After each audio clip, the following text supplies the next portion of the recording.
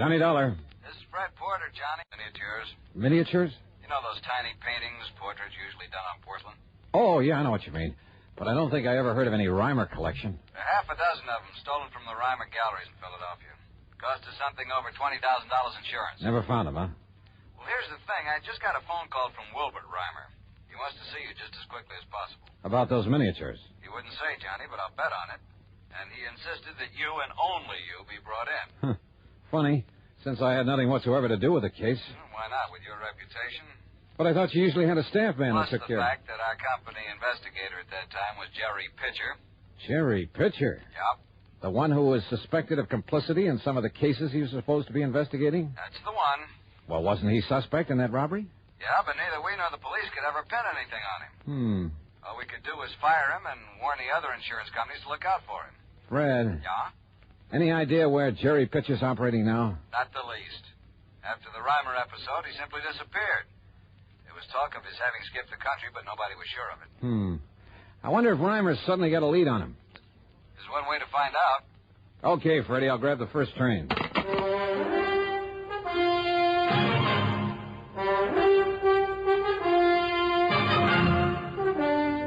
CBS Radio brings you Bob Bailey in the exciting adventures of the man with the action-packed expense account, America's fabulous freelance insurance investigator. Yours truly, Johnny Dollar.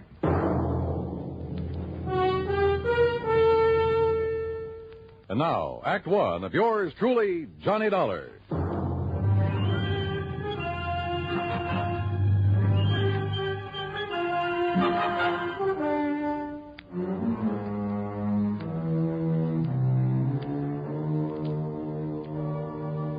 Expense account submitted by Special Investigator Johnny Dollar to the Mono Guarantee Insurance Company, Philadelphia office. The following is an account of expenses incurred during my investigation of the Reimer collection matter.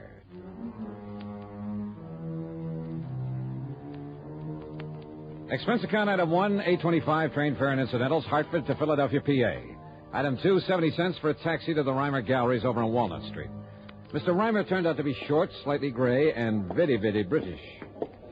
Let's go into my office, Mr. Dollar, where we can talk undisturbed. Yeah, sure, Mr. Reimer. Well, the art business must be pretty good with a crowd like this in the store. Pardon me, miss. In here, please. Hey, thanks. Well, the gallery is rather well patronized this morning, isn't it? Will you sit down, please? Thank you. I must say, Mr. Dollar, that I many times wished that you had been assigned to the case when these priceless miniatures that I brought to me from Europe were stolen a year ago. Oh, how so? Well, they were so vastly uninsured, sir. A man of your capabilities would have been able to find them for me. Yeah, maybe. You, instead of that Jerry Pitcher. I understand that, although nobody could prove anything, you suspected him of somehow being involved in that loss. Oh, yes. If only because of his failure to investigate it properly. But now look here, son. This check has a direct relationship with the unusual number of people visiting the gallery this morning. Uh-huh. This check was made out by you? Yes. I intend to put it in the mails before the day is over. To the Mono Guarantee Insurance Company.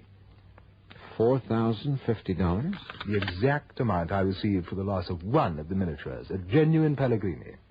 But you collected something like $20,000 in all. On the 6th it was stolen, yes. But now, suddenly, and most mysteriously, the Pellegrini has been returned to me. What?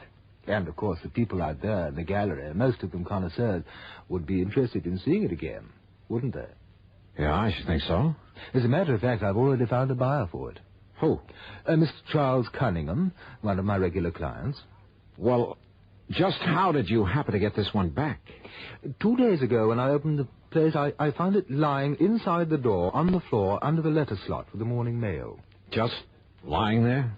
But it was wrapped in a bit of coarse wrapping paper, the sort a greengrocer might use, and it was tied up with a piece of dirty string. No note or anything with it? Nothing. They're very mysterious. But why was it returned? Who knows? Would you call it a pretty well-known piece, one that might easily be recognized? Oh, definitely. And of course, there were pictures of it in the papers and of the others at the time that they were stolen. In other words, anybody having it stood a pretty good chance of being caught if he tried to sell it. But that does seem to be a logical conclusion, doesn't it? Yet there's always the black market. I mean, abroad, in Paris. A lot of fine art that was stolen during the war has suddenly shown up over there. Yes, and I understand that otherwise perfectly honest collectors haven't hesitated to purchase it. Things taken from the Louvre, from various museums in Germany, and... Hello, but Mr. Dollar, if the thief were caught smuggling the miniatures out of this country... Yeah, I know what you mean. But now, why return these to you? One of them, Mr. Dollar. Okay, one of them, but why? Well, there is, of course, one possibility. Yeah? Like what? Well, if the thief himself were a connoisseur, one who would fully appreciate the value of the miniatures, well, I'm certain that he would never bring himself to simply destroy them. That is, after realizing that he couldn't very well dispose of them without being caught. So rather than destroy them, he decided to give up and return them to you? Well, it is a possibility, isn't it? But he returned only one of them. And, of course, this theory of yours rules out Jerry Pitcher. Well, yes. But it's puzzling, isn't it? Yeah. Wait now, the paper and the string you found wrapped around it. What? Where are they? I'd like to see them. Well? Oh, how utterly stupid of me. What do you mean? I'm afraid I threw them out with the trash, Mr. Dollar. It was taken away yesterday. Oh, great. You might have found fingerprints on them, mightn't you? Yeah, and they might have given us a lead on whoever stole those things in the first place. I'm terribly sorry. It was terribly stupid of me. My reason for sending them for you, I hoped that by finding who returned this one, you might find the rest of them. Sure. In which case, your insurance company, well, needless to say, I would gladly return all of the money they paid to me. Make them pretty happy, wouldn't it? But now... Yeah, they might even feel like handing me a nice big fat commission. Now I've destroyed the one possible clue. Well, there must be others, if I can dig them up. Oh, I hope so, Mr. Dollar. Or, of course, we could just sit here and wait for the other 5 to be returned to you. I presume you're jesting, sir. Yeah, I'm afraid so. Yes. So how will you proceed? Well, I'll tell you something, Mr. Reimer. Yes? Yes, Mr. Dollar? I haven't the least idea.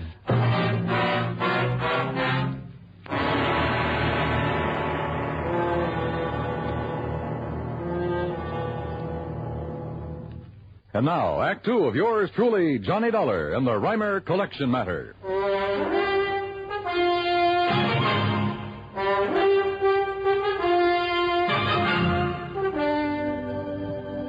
Expense account item 2, 60 cents for a cab to Fred Porter's office at Mono Guarantee Insurance. And it was about the stolen miniatures that Mr. Reimer sent for you. And it was, Freddie. Over $20,000 worth, Johnny. Well, has he some idea now about who might have taken them? Fred, one of them, a Pellegrini, has just been returned to him. What? Yeah. Reimer's sending you a check in the amount your company paid him for that particular one. Well, who returned it to him? I don't know. He doesn't know. It was simply pushed through the letter slot in the door of the gallery. No clues, no nothing. Johnny, whoever returned it must have been the thief. Or someone who knows the thief has contact with him. So if you can find this person, whoever brought it back, we may be able to recover the other miniatures. Yeah. Did the police really do a job when they were stolen a year ago? Yes, and the only suspect was that so-called investigator we'd mistakenly assigned to Reimer because he seemed to know something about art. He was familiar with Reimer's place. That was Jerry Pitcher. That's right. But they couldn't prove a thing against him. And after all, it was only Reimer's theory that Jerry might have been mixed up in it. Why? I don't know. It may have been because of the sloppy way he handled his end of the investigation.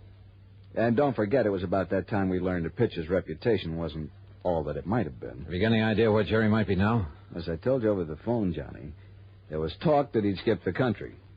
Reason in itself to be suspicious of him, if you ask me. I'll tell you this, Fred. If he did skip, and if he had those miniatures with him, the one place he might have gone to... Listen, mind if I use your phone? It's right beside you. Help yourself. Okay, thanks.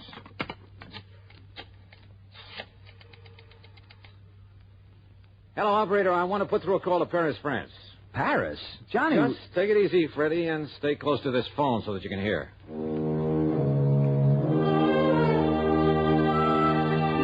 My call was to a strange little character whose name is de Marsac, but who calls himself a Chagris, the gray cat. His knowledge of the Paris underworld and everything that goes on in it is nothing short of fabulous.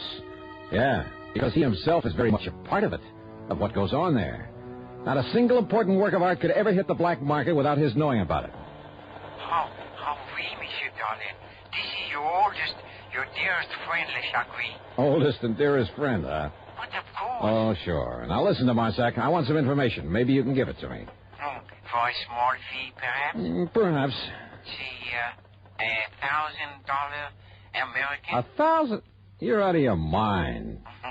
Oh, 500? Maybe a couple of hundred, if it's worth anything. Now, take it easy, Johnny. Let me handle this. Now, listen to Marsac. Well, speak, monsieur. Well, I'm looking for a man named Jerry Pitcher. Ever see or hear of him? Jerry Pichet? Oh, no, monsieur. You're sure? Yes, I'm sure.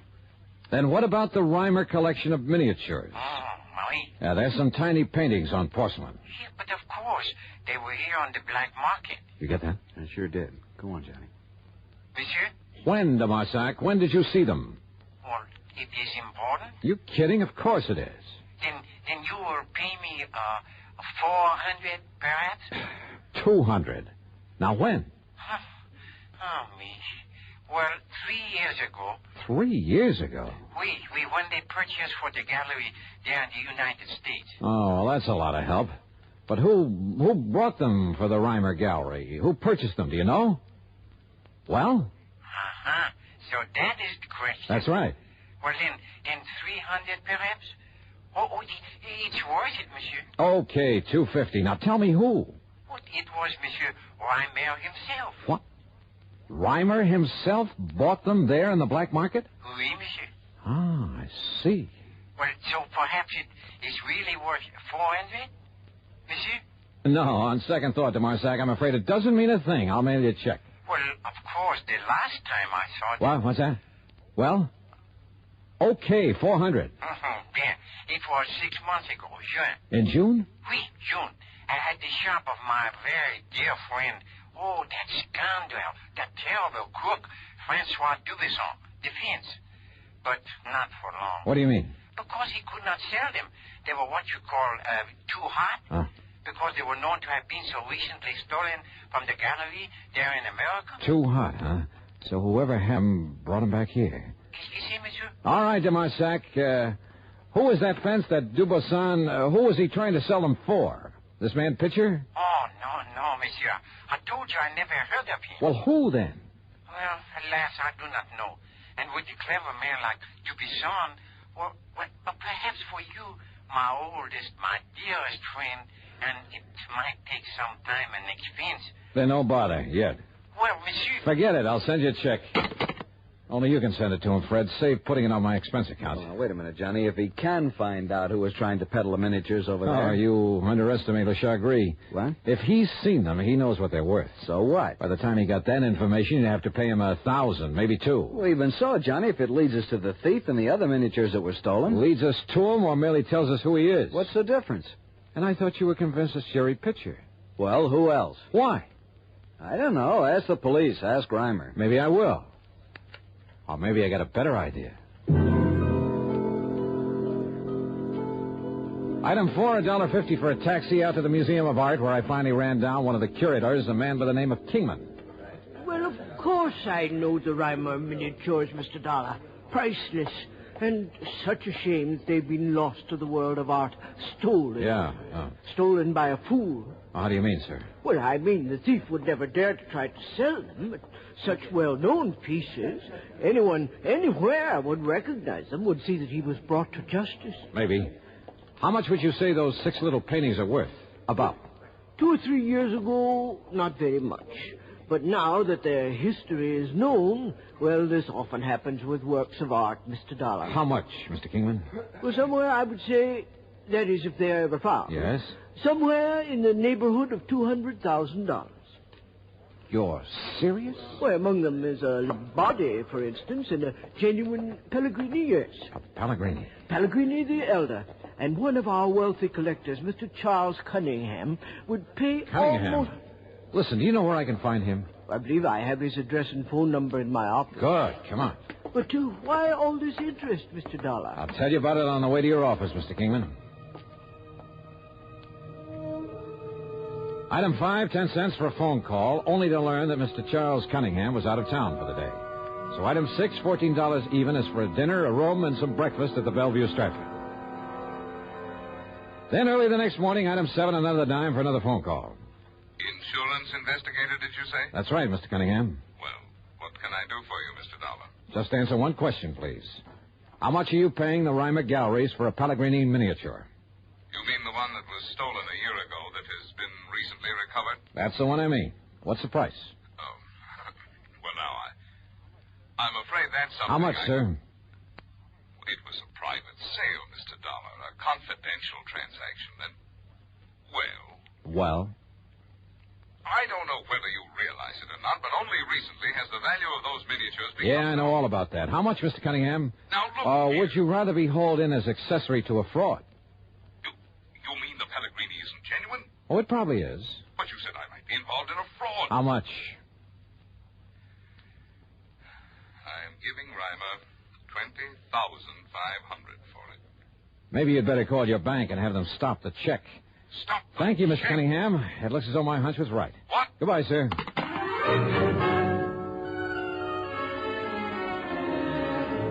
Item 8, a buck for a taxi to Fred Porter's office. Item 9, another buck for a cab for the two of us to the Reimer Galleries.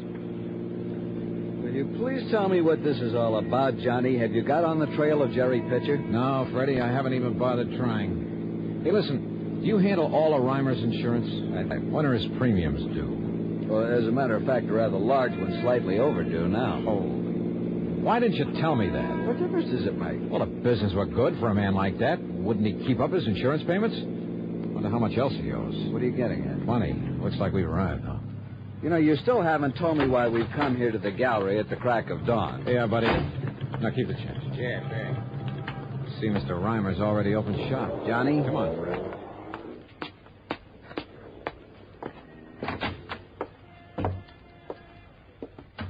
Well, Mr. Reimer. Oh, Mr. Dollar, I am indeed glad to see you. Indeed. Indeed.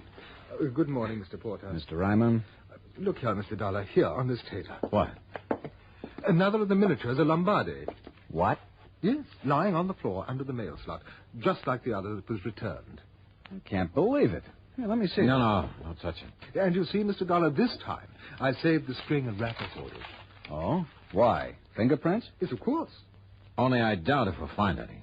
But you were most explicit. Matter of fact, if you didn't wear gloves in wrapping it up, you were pretty stupid. I beg your pardon. Asked that I be dragged in so that nobody would suspect you, huh? Suspect me? Johnny, what of Jerry Pitcher? Who knows what Jerry is, and who cares? Mr. Reimer, when was your last trip to Europe? In June, wasn't it? I make many trips to Europe in order In to... June?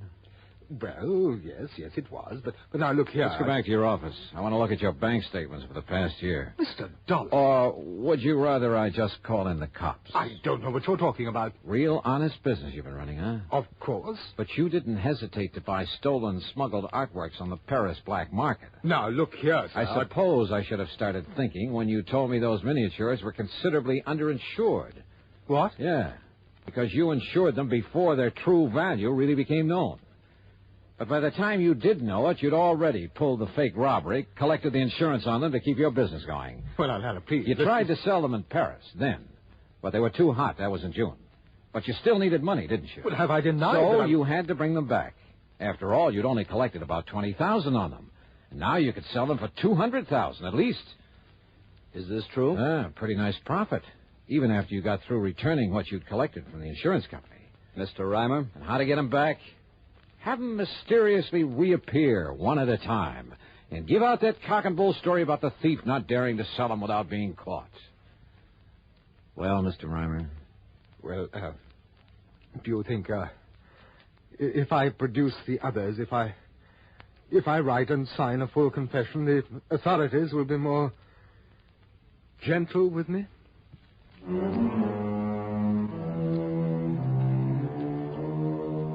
Son of a gun, why do they do it? Won't they ever learn? What's the matter with people, anyhow? Some people, that is. Oh, well, expense account total, including the trip back to Hartford, $35.50.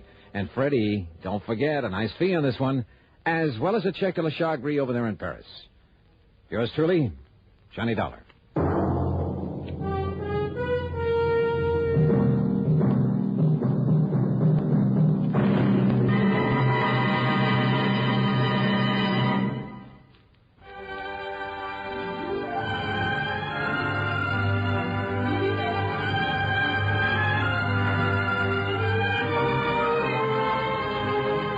Yours truly, Johnny Dollar, starring Bob Bailey, originates in Hollywood and is written, produced, and directed by Jack Johnstone. Heard in our cast were Harry Bartell, Ben Wright, Forrest Lewis, Junius Matthews, and Marvin Miller.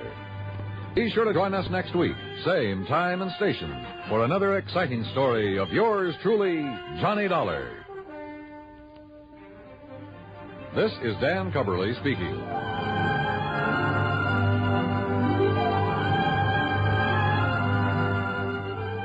Johnny Dollar has come to you through the worldwide facilities of the United States Armed Forces Radio and Television Service.